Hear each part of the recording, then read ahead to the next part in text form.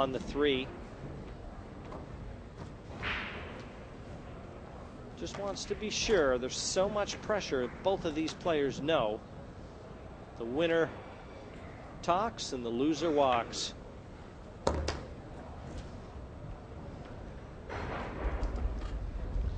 Great plays on the correct side of the 3 ball now to allow the cue ball just to float away and up into position for the 4.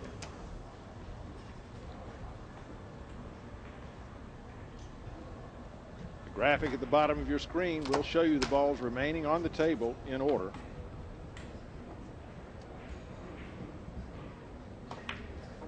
I think given the importance of this match, you really have to tip your hat to both of these players right now. Neither one of them giving us any indication of nerves. Fabio came out with guns blazing. Alcano has matched that shot for shot. It shows the maturation of Fabio. A few years ago when he was younger, you could see the nerves in the man. He was much more emotional then. He seems quite collected now, quite comfortable at the table.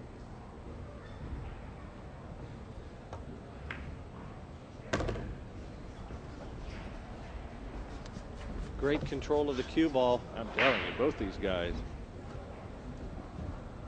I mean, this really has been a clinic to this stage. Well, this is the easiest sequence of 3 balls he's seen so far in the rack. That's a great way to finish.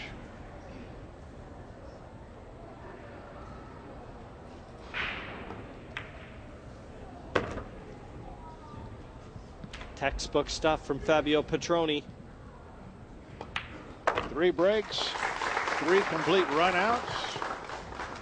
Quite a show from these 2 gentlemen now. It's Fabio leading 2-1, but Alcano gets to come to the table and do his thing now. Yeah, but the pressure's on him. Fabio knows it. He just wants a chance to try and break Alcano's serve. There's the table 8 result. Gabe Owen from the USA beats Luis Kondo Jr.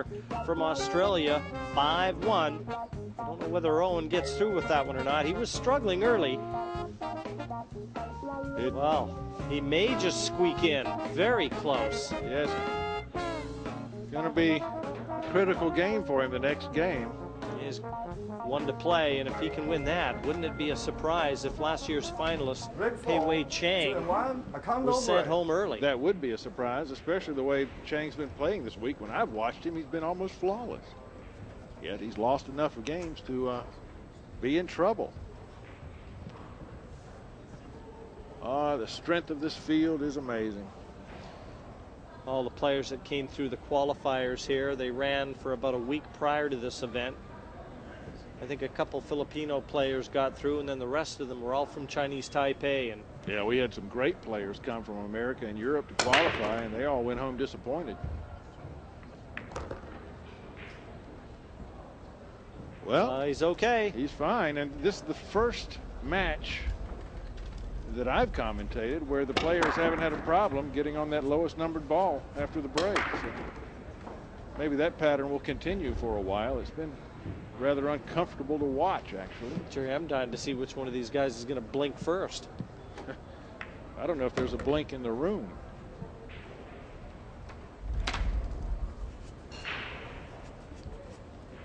Again, a perfect break. This will be the 4th in succession.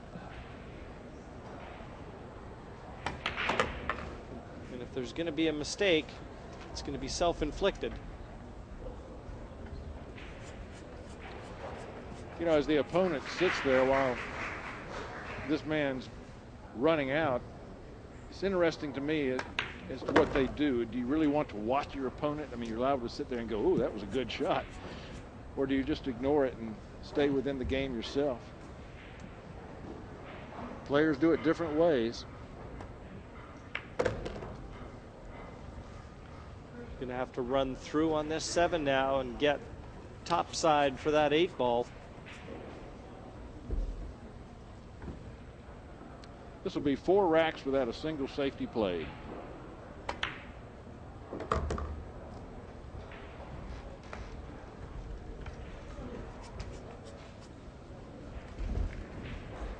case you're wondering about the cue ball, the reason it has all those spots on it is so that you can see on your television screen the English that's used on the ball.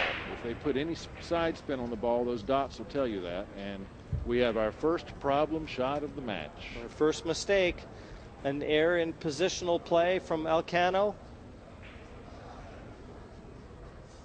And he's taking a little extra time now. That's the first hiccup by either player. It looks like, Jerry, it's going to be a very thin cut on the 9 to play safe, but he wanted that a little bit more on the side. He almost got a lucky touch on the 9, but not to be. So even though this isn't an enviable position that welcomes Petroni back to the table, at least he gets back. Yeah, at least he's got a chance to break serve here. These are one of those shots, when I play them, I try and bank them to try and hit inside the corner pocket so that 9 ball floats back up towards the middle pocket. Put the cue ball on the side rail, 9 ball on the side rail. If I get lucky and I make the bank shot, bonus. Right. Yeah, if he hits the side rail first, he could leave a shot. But Fabio's got to be thinking about the speed that he plays this, because it's a very low percentage bank shot.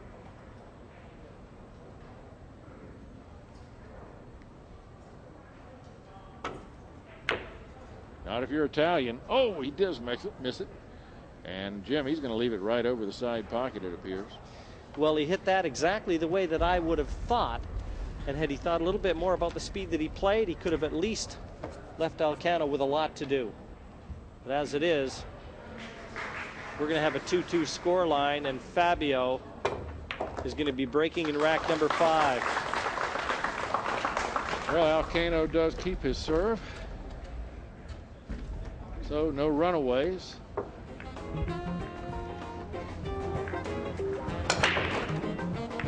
Here's a look at this rack. Everything went well until the very last shot. Had to be just a lapse in concentration. He certainly had a lot more table to work with than he used. Well, Fabio made a good attempt at that long bank. Yes. So you can't fault that. But let's update some more outside action here in Kaohsiung at table 3. Just getting started. Sandor Tot up against Takanaka from Japan. I think Tot's in a bit of trouble there. Good player. I would have expected him to go through, but I think he's been struggling here all week.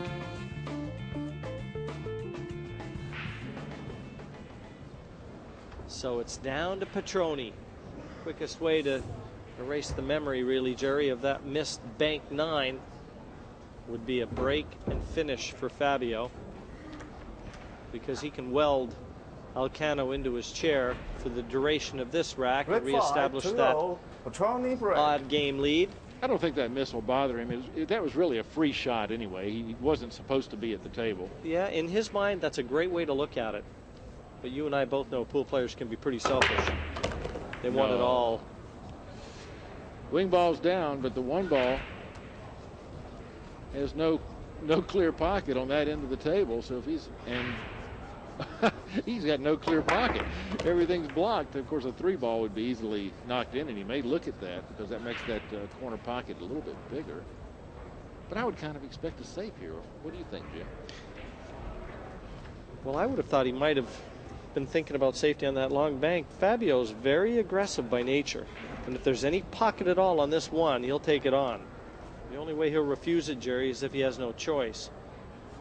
And it doesn't look as though the 1 is offered to that corner. This is his second look at it. Could he possibly be thinking about cushion 5 and in? No, I think he's looking for a place to hide. I think he's looking at the 5 to put the cue ball behind it. Yeah, but that's fraught with danger too.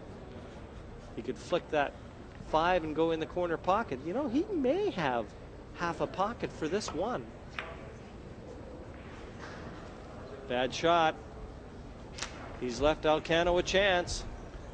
Well, I don't like the way he played that